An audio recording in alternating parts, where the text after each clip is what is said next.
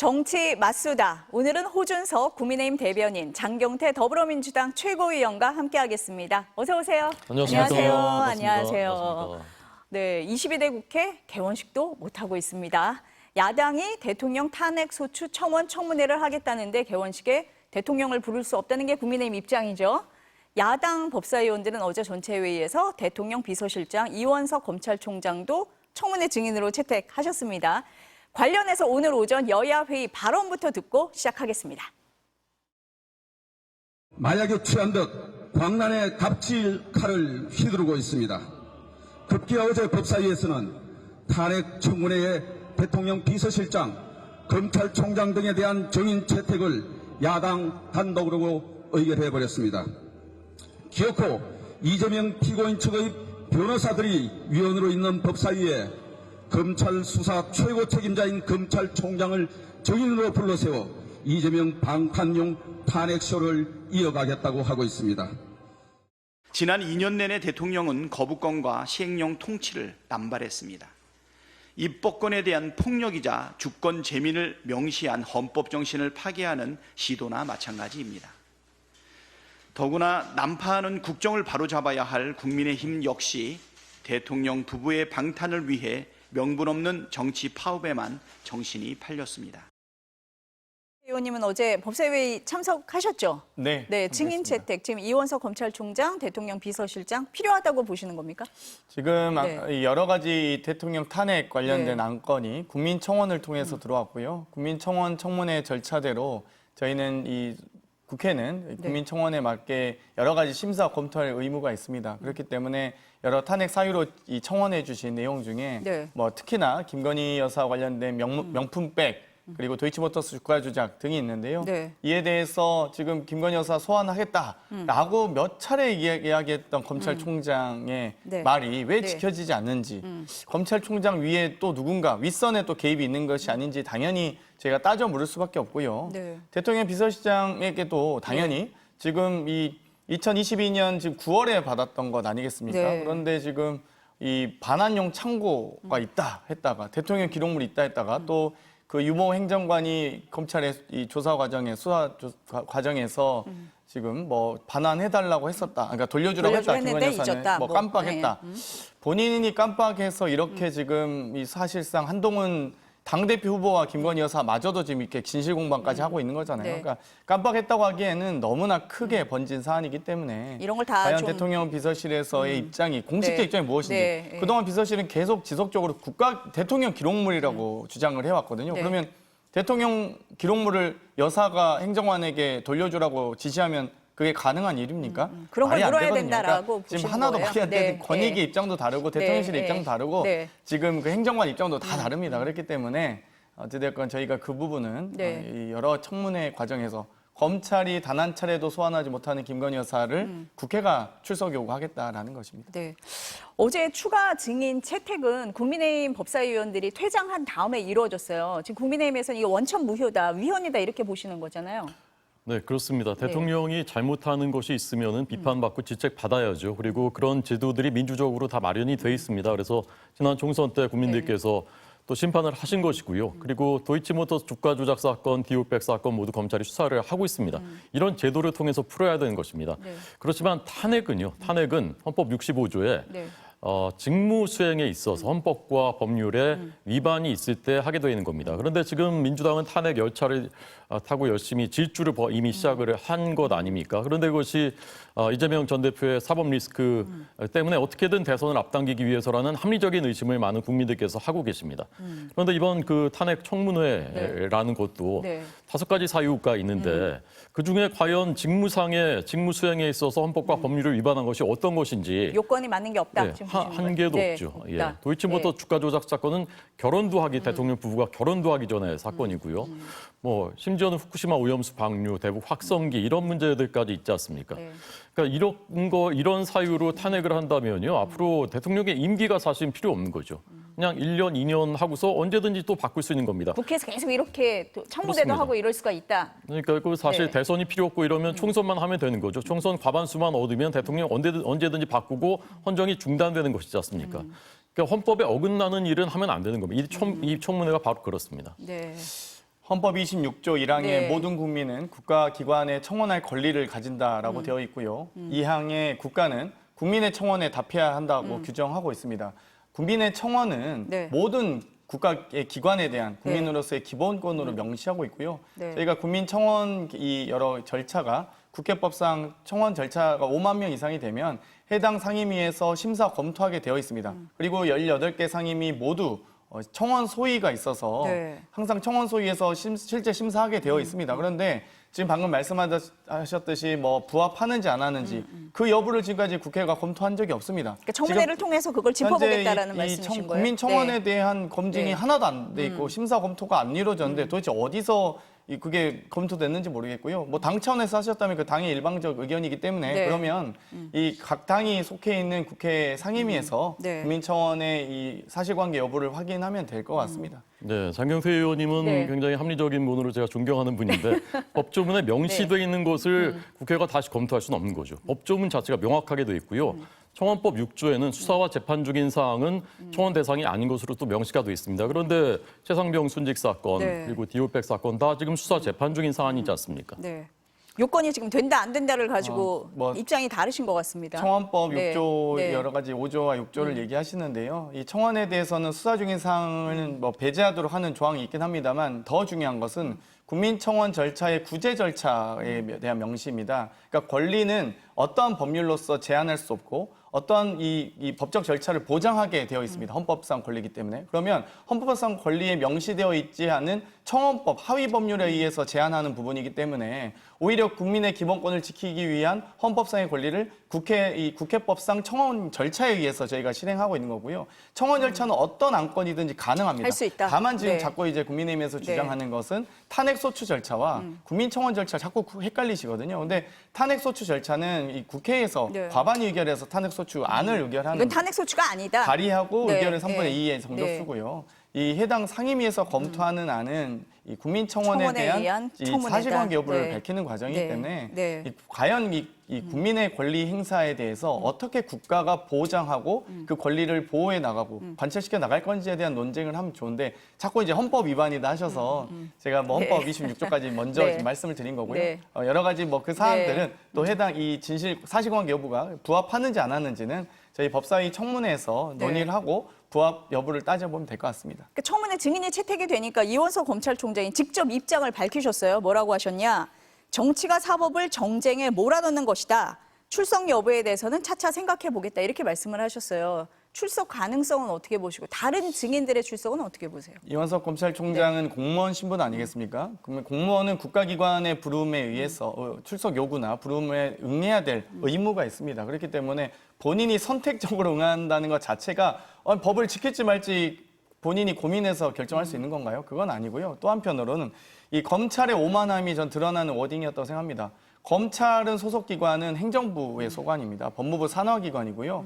본인들이 지금 사법기관인 것처럼 말씀을 계속하고 계시고 네. 이야기 중에 뭐 검찰과 법원에 대한 탄압이다. 사법 절차에 대한 뭐 저항이다 이렇게 네. 얘기를 하시는데 네. 검찰은 사법기관이 아닙니다. 그렇기 때문에 그 부분은 검찰이 본인들이 기소 독점권이 있다고 해서 사법기관인 양 행동하는 것도 문제가 있다 보고요. 행정부의 소관 한 기관으로서 네. 공무원으로서 성실히 국가기관의 부름에 응하시면 될 것 같습니다. 나오셔야 된다라고 보시는 것 같은데 어떻게 보세요, 대변인님? 헌법을 어기고 법률을 어긴 상태에서 개최되는 청문회에 검찰이라는 건 뭡니까? 법을 지키라고 그래서 만들어 놓은 기관 아닙니까? 국민들이 법 지킬 수 있도록.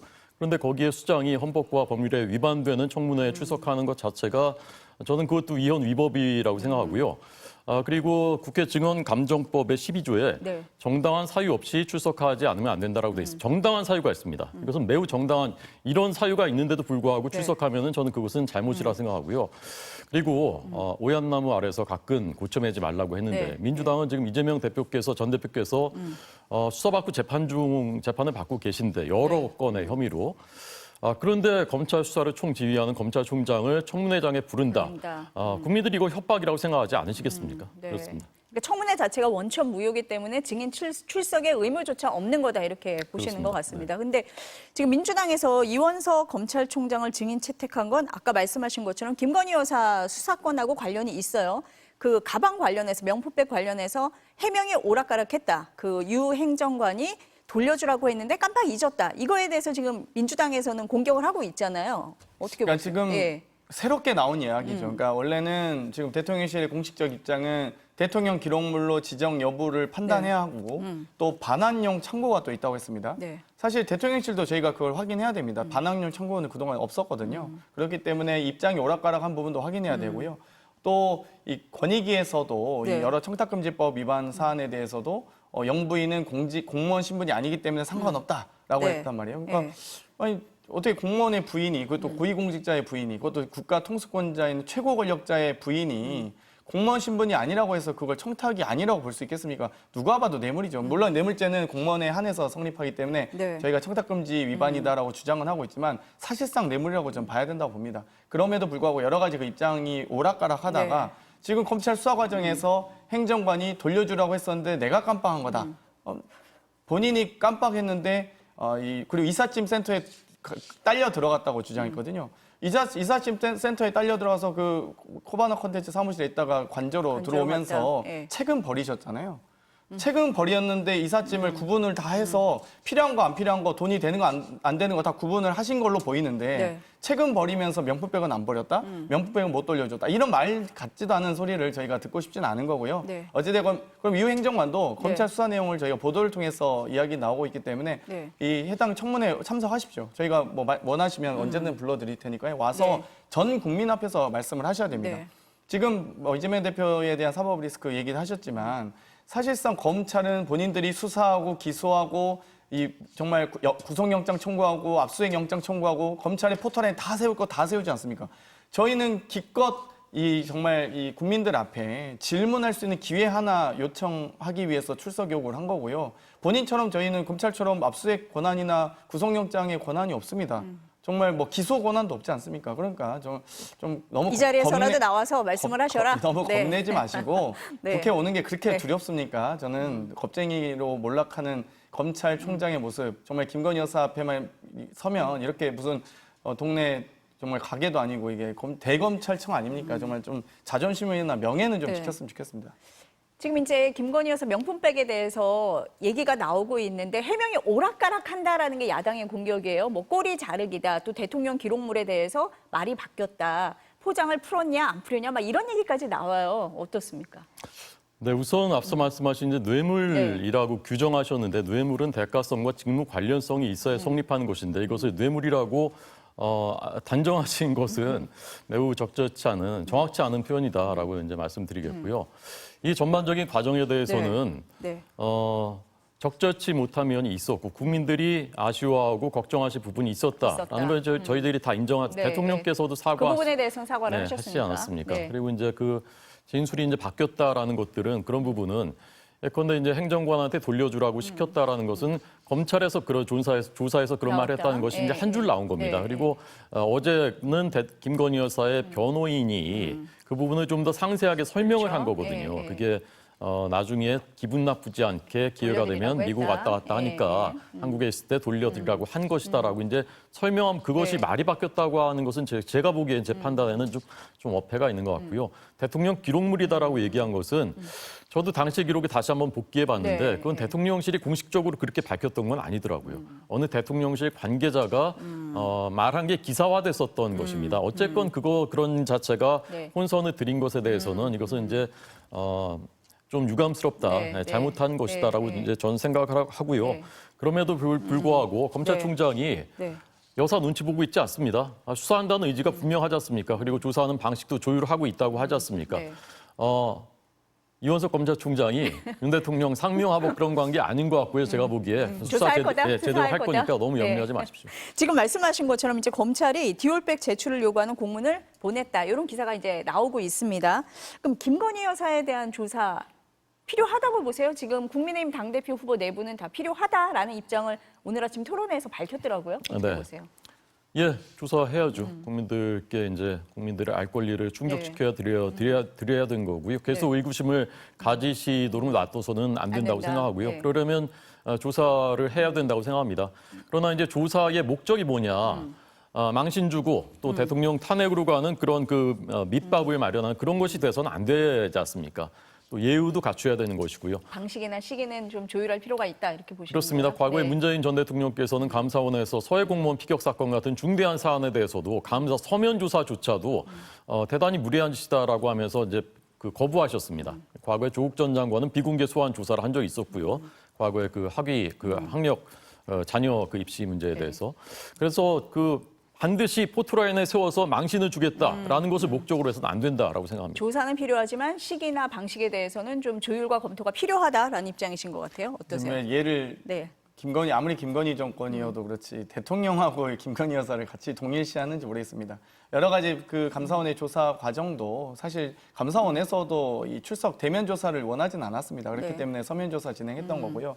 김건희 여사는 지금 대통령 직무와 관련된 일을 하고 있는 사람은 아니지 않습니까? 그렇기 때문에 여러 가지 검찰이 만약 출석 조사가 필요하다면 네. 당연히 출석하셔서 성실히 조사 받으셨으면 좋겠습니다.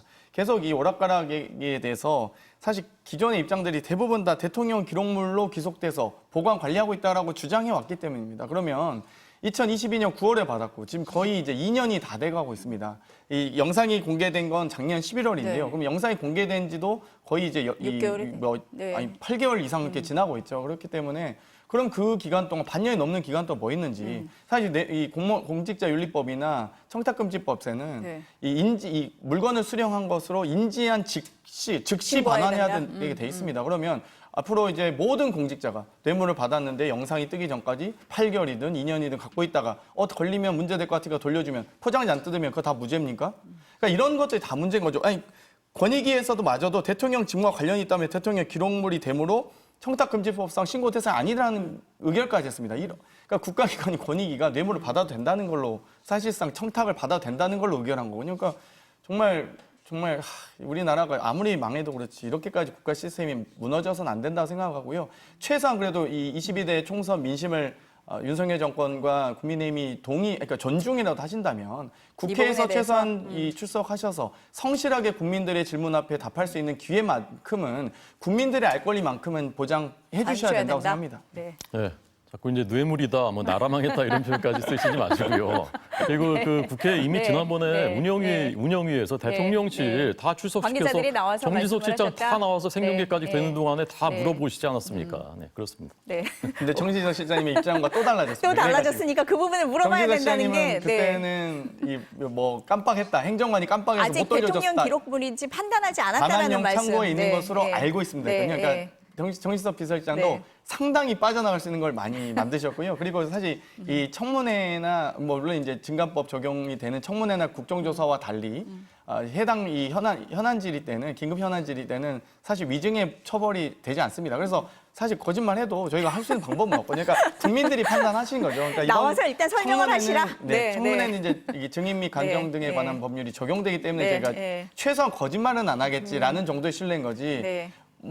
아무 말 대잔치 할 거면 저희가 네. 청문회 할 이유도 없겠죠. 근데 최소한 어찌됐건 출석은 좀 하시라. 제가 보기엔 그 정도의 이 정말 국가 법률의 국가 기관의 요청에 대해서 네. 너무 등한시하지는 않으셨으면 좋겠습니다. 나오셨으면 좋겠다라는 말씀을 한 번 더 하신 것 같아요. 네.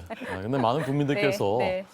탄핵을 위해서 대통령 어떻게든 빨리 끌어내리고 이재명 대표께서 이제 10월이면 1심 결과들이 나오니까 시계가 빨라지니까 점점 이 시계 빨리 돌린다. 탄핵 시계를. 그렇게 그런 합리적인 의심을 하고 계십니다. 그거 좀 기억해 주셨으면 좋겠습니다. 이 주제 좀 넘어가 볼게요. 네. 어제 과방에도 지금 이 탄핵 청문회도 탄핵소추 청문회도 대치가 있었는데 과방에도 마찬가지입니다. 이진숙 방송통신위원장 후보자 인사청문회 24일, 25일 이틀간 열기로 했는데 야당 주도로 확정이 됐어요. 이틀이 필요한 겁니까? 지금 국민의힘은 상습 지각에 상습 퇴장하고 있거든요. 그래서 논의를 좀 할 만하면 퇴장하시고 아니면 계속 중원부원 반복하시고 하고 있기 때문에 사실상 국회 논의가 또 의사 진행이 좀 어려운 건 사실입니다. 그래서 지금 법사위도 마찬가지고요. 또 과방위에서도 여러 가지 지금 본인들이 지명한 이진숙 방통위원장 후보자를 네. 저희가 검증하겠다는 인사청문회법상 이 장관급 후보자에 대해서 인사청문회를 실시하게 되어 있거든요. 그리고 심지어 3일 이내에 실시할 수 있게 되어 있습니다. 3일 내에.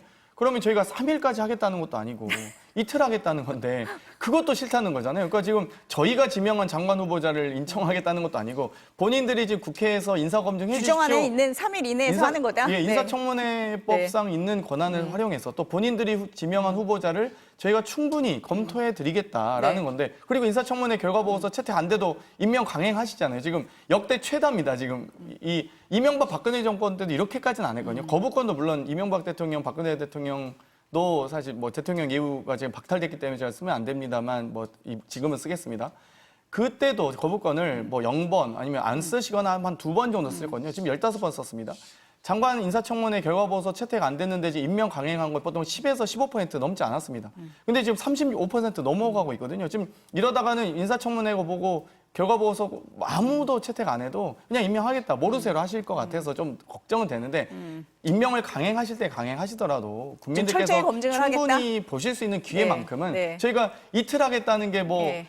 정말 뭐 엄청 막 법을 위반하는께서 주장하는 게 아니지 않습니까? 네. 그러니까 최소한의 그리고 임명 어차피 강행하실 거니까요. 네. 저희한테는 검증할 수 있는 기회만이라도 좀 보장해 달라. 저희 의견 듣고 방통위원 임명도 안 해주시잖아요. 저희 야당 측, 야권 측 이 방통위원 추천해도 임명도 안 해주고 계시잖아요. 심지어 국회의장이 추천한 방심위원도 임명 안 하셨죠. 뭐 방통위원뿐입니까? 방심위원 했죠. 방문진 이사들도 그렇죠. KBS 이사들도 그렇죠. 여당, 야당이 6대 3의 구조를 만들게 되어 있는데도 불구하고 네. 야당 몫의 추천을 깡그리 무시하고 여당이 다 임명 강행하셨잖아요. 그러니까 저희가 임명 강행하실 건 알고 있는데 그래도 국민들께 최소한 호소할 수 있는 기회는 보장해달라 이겁니다. 이틀 청문회가 관례가 없다라고 말씀을 하시고 계세요. 국민의힘에서는. 근데 뭐 네. 법안에서 한다고 말씀을 하시는데 어떠세요? 예. 네. 방통위 2인 네. 체제가 된 곳에는 민주당이 방통위원을 그동안 추천하지 않았기 때문에 이렇게까지 늘어진 겁니다. 국민들이 모르시는 부분이 이제 그런 부분이죠. 그런데 마치 이제 여당이 마치 안 네. 해가지고 2인 체제를 일부러 만든 것처럼 이제 오인하시는 분들이 있습니다. 그 부분은 서로 항상 논쟁을 하시기 네, 때문에. 그렇고요. 네. 네. 거부권이 네. 15번 역대 최다라고 하셨는데 제가 보기에는 거부권을 유도한 겁니다. 계속해서 유도한 겁니다. 거부권을 행사하지 않을래 않을 수 없는 법안들을 계속 통과시키시고 네. 거부권 행사에서 그걸 이제 민주주의를 위반한다라는 딱지를 이제 붙이고 있는 것이죠. 네. 시행령 정치한다고 앞서 초반에 말씀하시던데 원내대표께서 아주 기본적인 경제 살리기 법안조차도 제대로 통과되지 않았지 않습니까? 21대 국회에서. 그러니까 어쩔 수 없이 우회해서 시행령으로라도 어떻게든 해보려고 했었던 것이 지난 2년 동안의 일이었습니다. 그런데 이것을 거부권 시행령 정치한다 네. 이렇게 이제 낙인을 찍는 거 이제 잘못이라고 생각하고요. 네. 그다음에 인사청문회 이틀 하는 건 어떻게 보세요? 그러니까 모든 네. 형평성이 있어야 되는 거죠.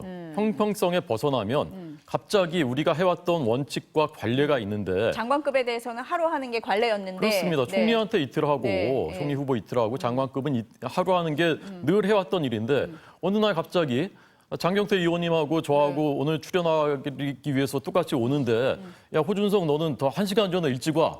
이러면 누구나 의아하지 않겠습니까? 왜 저만 그러는 거죠? 그런 생각을 누구나 하잖아요. 근데 갑자기 이분한테만 이틀 하겠다. 증인 참고인을 73명 부르겠다. 네. 이렇게 하면 어떤 사람이 공정하게 내가 검증받겠구나라고 생각하겠습니까? 과하다고 보시는 거예요? 증인 73명 말씀을 하셔가지고 그 네. 부분은 어떻게 보세요? 그러니까 그 봉준호 네. 감독님, 박찬욱 네. 감독님, 정우성 씨, 뭐 우리 국민들이 그 사랑하는 그 대중문화의 그 별들을 다 부르셨던데 저는 왜 그런가 이렇게 찾아봤더니 뭐 과거에 좌파, 우파, 뭐 연예인 이렇게 줄 세우기를 했기 때문에 그걸 검증하기 위해서 부른다라는 네. 것인데요. 네. 저는 사실 좀 무도하다고 생각했습니다. 이 국민들한테 사랑받는 분을 네. 이렇게 또 줄을 세우는 거지 않습니까, 지금? 국민들이 이분들이 나오실지 안 나오실지 모르겠지만 이거 찾아본 분들이 네. 이분은 우파인가 좌파인가 이렇게 줄 세우시지 인사청문회에서 않겠습니까? 오히려 그런 게 드러난다. 네. 그것이 도대체 무엇을 위한 것인가? 왜 이렇게까지 한 것인가 저는 의문입니다. 왜 이렇게까지 해야 됩니까? 저는 네. 관례가 법보다 우선해서는 안 된다고 생각하고요. 그동안은 어찌됐건 대통령, 제왕적 대통령이라 할지라도 국회를 이렇게 깡그리 무시한 적은 없었습니다. 기본적으로 대통령이 정치를 하셨거든요. 그런데도 불구하고 이렇게 국회 무시, 영수회담도 겨우겨우 총선 끝나고 한번 하나 싶었더니 요식행위로 끝나고 나서 결국에는 거부권 행사를 국힘 지도부 만나서 또 당선인들 만나서 적극적으로 활용하라. 대통령께서 하실 말씀입니까 그게? 거부권 행사는 본인의 권한이죠. 근데 그걸 국민의힘 지도부한테 하라고 하는 게 본인의 권한을 지금 남용하는 건 아닌가 이런 생각이 들고요. 네. 그렇기 때문에 저희가 국회 무시를 좀 지양하고자 또 특히 이번 방통위원장 후보자는 매우 엄격한 기준으로 이 심사를 해야 된다고 생각합니다. 지금 이동관 방통위원장에 이어서 김홍일 방통위원장까지 탄핵 소추안 발의가 예고되거나 예정되자 바로 이렇게 도망치듯 사임하고 있거든요. 그래서 이미 방통위가 형해화되고 있고요. 방금 그 야권에서 추천 안 하셨다고 했는데 저희는 방통위원 후보자를 이미 본회의에서 표결해서 입법권에 준하는 효력에 의해서 추천한 바 있습니다. 그럼에도 불구하고 반년 이상 이 임명을 미루고 안 했기 때문에 그렇고요. 방심위도 제가 얘기했지만 야권 추천도 아니고 뭐 정말 중립적으로 잘 운영했다고 평가받는 김진표 의장 시절에 방심위원 추천 인사마저도 추천을 임명을 안 했습니다. 그렇기 때문에 저희가 계속 이 국회 무시에 대해서 어떻게 해야 되느냐 말씀드리고 네. 싶고요. 또 한편은 이진숙 후보자 어떤 분입니까? 이분 언론장악과 이 민영화, 공영방송 민영화에 앞장섰던 분이거든요. 그렇기 때문에 73명이나 되는 분들이 득달같이 이진숙 방통위원장 후보자만큼 반대한다 이겁니다. 그렇기 때문에 뭐 오실지 안 오실지 저도 확인해 봐야겠습니다만 네. 이분에 대한 검증을 이렇게나 많은 분들이 반대하고 있다면 최소한 좀 국회의사 혹은 뭐 국민의힘도 좀 여론의 국민적 시선을 좀 부담을 느끼셔서 좀 고민을 해주셨으면 좋겠다라는 말씀드리고요. 거부권을 약간 유도했다는 좀 더 짧게 말씀드리겠는데 전세사기 특별법하고 양국관리법하고 한우산업육성법은 왜 거부권 행사? 솔직히 한우산업은 왜 육성법을 네. 거부권 행사할지 모르겠어요. 솔직히 이해가 안 가요. 그러니까 예를 들면 전세사기 특별법에 대해서 사기 피해자들에 대해서 민주당 입장에서는 좀 더 과하게 보장하려고 했다라는 걸 반대하실 수 있다고 봐요. 양국관리법도 농가소득 대체율을 저희가 뭐 과하게 했다. 좀 생각이 다를 수 있다고 봅니다. 근데 한우산업 육성은 저희가 생각이 다르게 뭐가 있습니까? 정말 그러니까 이거는 민주당이 법안 통과시키면 다 싫어 이거밖에 아니거든요. 그러니까 정말 저는 그러니까 정치를 하셨으면 좋겠습니다. 좀 제발. 그렇습니까? 제가 그런가요? 그 한우 산업 네, 육성법은 네. 제가 내용을 잘 모르는데 네. 제가 혹시 대통령님 만날 기회가 있으면 꼭 좀 그거 물어봐 왜 한번 거부권을 자세히 보시고 행사했는지. 한번 네. 요청해 보겠고요. 네. 거부권이라는 것이요 마치 헌법과 법률에 없는 것을 대통령이 억지 부리는 것처럼 이렇게 생각하시는 그 경향이 있는 분들이 대통령의 있는데요. 권한이다. 예, 네. 헌법에 보장되어 있는 제의 요구권이죠. 네, 이것은 네. 입법부가 과대한 권한을 가지고 폭주할 경우에 대비해서 네. 헌법에 만들어 놓은 겁니다. 그래서 미국에서는 미국 헌법을 만든 헌법 위반자들이 네. 입법부가 독주하는 것을 막기 위해서 대통령에게 부여한 권한이다라고 일부러 네. 기술까지 해놨습니다. 그런데 지금 정확히 그걸 써야 될 때인 것입니다. 앞서 말씀드린 것처럼 네. 일부러 유도까지 하는 그런 그 경향까지 있는데 이것을 그대로 두면요. 앞서 말씀하신 양국관리법을 네. 비롯해서 네. 뭐 이런 것들 사실 대통령 입장에서는 그냥 통과시켜도 큰 욕 먹을 일 없습니다. 오히려 표에는 도움이 될 겁니다. 그러나 국가의 미래를 위해서 이것은 이건 안 된다라고 책임지고 판단하는 것이거든요. 그래서 그런 것을 모두 악인 것처럼 해서는 안 된다고 아니 생각합니다. 저는 이제 대통령의 거부권이 불법이다, 법적 근거가 없다가 아니고요. 대통령께서 행사하시고 싶으시면 행사하시면 됩니다. 그걸 굳이 국민의힘 지도부를 만나서 거부권을 국회가 오히려 행사하라. 거부권을 요구하게끔 지금 계속 그러니까 대통령이 거부권 행사하기 부담스러우니까 국민의힘 지도부가 이 제2요구를 요청하고 그 요청을 마치 수용하는 것처럼 하고 있거든요. 그건 대통령의 권한이시니까요. 대통령께서 하시면 된다. 그러니까 영부인이 자꾸 한동훈 후보에게도 사과할까 말까 상의했다고 하는데 사과는 본인이 고민하거나 본인 남편하고 고민하시면 되죠. 왜 그걸 이 여당의 대표와 상의합니까? 그러니까 이런 걸 굳이 본인의 권한은 본인이 행사하시라 말씀드리고 이 싶습니다. 주제가 어디로 흘러가는지 그러게 잘 말입니다. 모르겠는데요. 이걸 끌고 와야 될 것 예, 같아요. 한 말씀만 더 드리면 마지막으로. 그 네. 방송 장악 문제에 대해서는요. 저도 방송국에 몸담았던 사람의 네, 입장에서 공영방송이 가장 정권에 장악되고 동기화됐었던 때가 문재인 정부 때라고 생각합니다.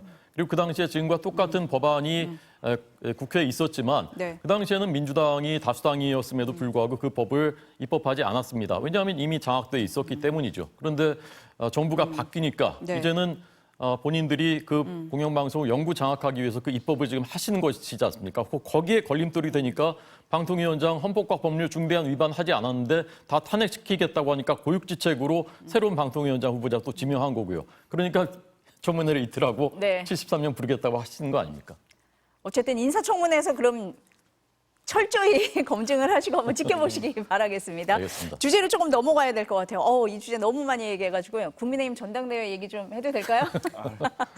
네. 안 하면 좋긴 한데. 네, 안 하는 게 좋으니까. 네. 이제 몸싸움까지 있었어요. 네. 그래서 당 지도부에서 그 폭력하고 관련된 유튜버 3명을 수사 의뢰했다. 이런 얘기까지 이제 지금 들립니다. 네. 어떻게 보세요, 지금 이 상황을? 네. 정말 송구하고요. 예, 국민들께 뭐 있어서는 안 되는 일이죠. 예, 21세기 글로벌 선진국인데 집권 여당에서 이런 네. 그 모습을 보여드렸다는 것 자체가 네. 매우 죄송스러운 일이고요. 네. 예, 진심으로 반성하고 있습니다. 너무 반성을 하시니까 장경태 의원님께 안 여쭤보겠습니다. 이 질문은. 어제 TV 토론에서 좀 그 한동훈 후보가 제안했던 최상병 특검법 수정안을 두고 다른 후보들이 공격을 많이 했어요. 네. 요거 한번 들어보고 한번 저희가 얘기를 나눠볼게요. 그 최상병 특검 대통령께서 수사를 받더라도 뭐 나올 게 없기 때문에 수사를 해야 한다고 한다면 한동훈 특검도 마찬가지 아닙니까? 원희룡 후보께서 민주당이 말하는 그런 억지 주장에 대해서 올라타고 계시잖아요. 지금 이 특검 버튼을 누른 것이 결국 탄핵으로 이어질 것이라는 내부에서 엄청 세게 싸우시는 것 같은데 국민의힘 내부 분위기는 어떻습니까? 이 수정안에 대해서. 수정안에 대해서요. 네. 어쨌건 이제 양론이 있지 않습니까? 네, 지금 네. 찬반 양론이. 네. 뭐 그걸 다시 설명드릴 필요는 없을 네. 것 같고 어쨌건 이제 누가 당 대표가 되시느냐에 따라서 따라서. 예, 그 당론이 네. 그쪽으로 이제 아마 네. 정해질 것이고 네. 둘 다 일리가 있다. 예, 뭐 그런 뭐 지금 어쨌건 양론이 있고 네. 저는 또 대변인이기 때문에 또 중립적 입장? 잘못 얘기하면 선관위의 경고를 받을 수 있어서. 네. 지금 이제 최상병 특검법 재표결이 조금 늦어져요. 그게 국회 의사 일정 때문이란 얘기도 있고 국민의힘 지금 당대표 선거를 좀 보는 거 아니냐는 얘기도 있어요. 어떻습니까? 일단 네. 이 국회법상 네. 회기 중엔 목요일에 본회의를 하도록 하고 있습니다. 그렇기 네. 때문에 뭐 네. 18일 또는 뭐 25일 이렇게 얘기가 되고 있는데요. 내일 아마 오늘 이제 재헌절이라서 재헌 네. 기념식을 했고 내일 본회의를 하기는 뭐 쉽지는 않겠다는 않고. 생각을 네. 하고 있습니다만 네. 어찌됐건 7월 중에는 본회의 한번 해야 되지 않겠습니까? 그렇게 되면 18일 내일 본회의가 네. 열리지 않을 경우에는 자연스럽게 국민의힘 전당대회가 끝나는 23일 이후인 25일 날 본회의가 네. 있을 수밖에 없고요. 네. 그러니까 지금 이 국민의힘의 전당대회를 보고 있으면 네. 뭐 여러 언론에선 자폭 전대다, 뭐 분당 전대다라고 하고 있지만 사실상 이 거의 말 속에 칼이 들어 있는 지금 전대거든요. 그러니까 단순히 정쟁이거나 공방이 아니라 지금 한동훈 너 감옥 갈래? 당대표 할래? 감옥 갈래? 이런 정도의 지금 문제이기 때문에 지금 네. 심지어 국민의힘 전 최고위원이었던 장해찬 전 최고가 댓글팀에 네. 소속 네. 나도 일원이었다라고 주장하고 나왔고요. 한동훈 후보의 댓글팀 의혹, 만약 뭐 이 특활비나 사설 뭐 댓글팀을 운영했거나 네. 현직 법무부 장관이 그런 일에 관여했다면 네. 당연히 엄중한 게 책임이 있고요.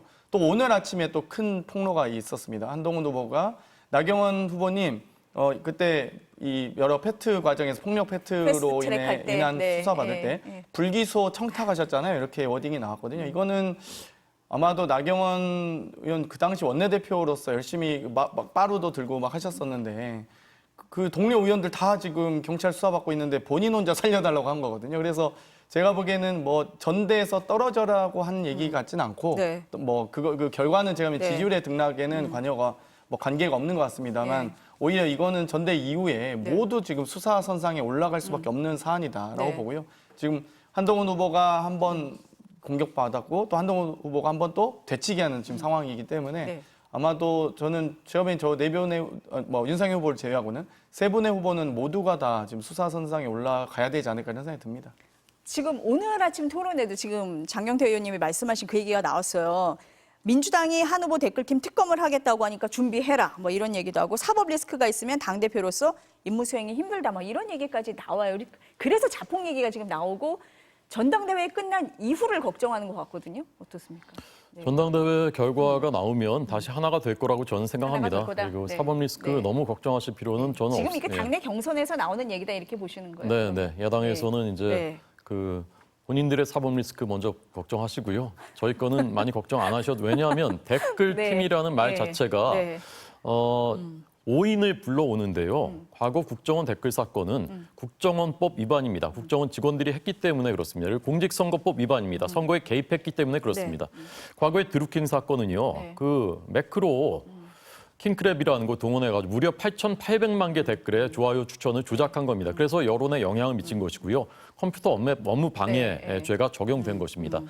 댓글팀 한동훈 여론조성팀이지 여론조성팀인지 뭐 그거를 네. 한동훈 이른바 여론조성팀. 네, 네. 전 장관이 운영하지 지시하거나 돈을 주거나 하지 않았다라고 이제 본인이 밝혔고 설령 만에 하나 뭐 그런 것이 있었다고 하더라도 그것이 과거의 그런 사건들하고 네. 댓글이라는 이름만 같은 거지 네. 전혀 본질적으로 다른 사건입니다. 이것을 어느 법에 의율할 수 있을 것인가? 저는 뭐 국가공무원법 뭐 징계 사안 정도 될 수 네. 있을지 몰라도 아니 장관의 활동을 홍보하거나 또는 거기 장해찬 전 최고위원이 얘기한 텔레그램 문자에는 안양교도소 연좌농성이라든가 뭐 네. 참여연대에 대한 네, 비판 뭐 이런 그런 것도 거? 이제 대응한 건데 그것은 장관의 업무와 관련된 얘기거든요. 근데 이것을 그것과 갖다 대는 것은 그것은 굉장히 부정확한 얘기입니다. 그러니까 다른 후보들이 한동훈 후보를 공격하기 위해서 확실한 야당이요. 근거 없이 지금 하고 있다. 야당이. 야당이. 네, 근데 네. 당내에서도 좀 공격을 하잖아요. 그건 이분들이 하는 노코멘트 공격. 하겠습니다.